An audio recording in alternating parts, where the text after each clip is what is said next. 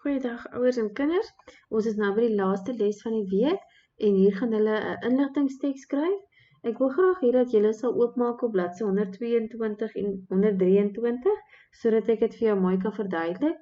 Julle sal nou sien hierdie gedeelte kom uit jou DBE boek uit. So maak gou daar vir juffrou oop en dan kan ek gou vir jou met jou dit deurgaan.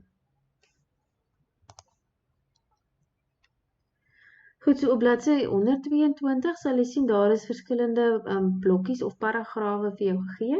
Heel boaan staan daar, skryf oor 'n sportsoort of enige ander stokperdjie wat jy goed ken. Moenie oor sokker skryf nie, omdat ons nou die hele tyd met sokker te doen gehad het. Kies 'n ander sport of stokperdjie.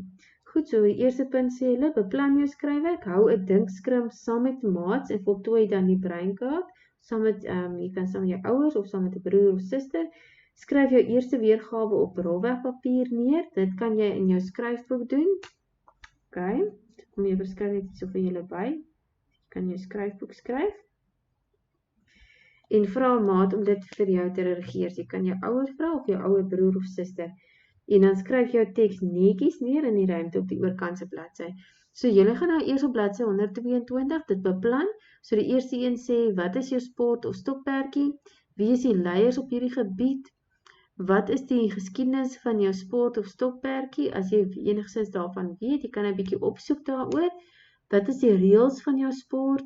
Hoe gewild is dit? Met ander woorde, hou kinders daarvan om dit te speel en waar word dit gespeel?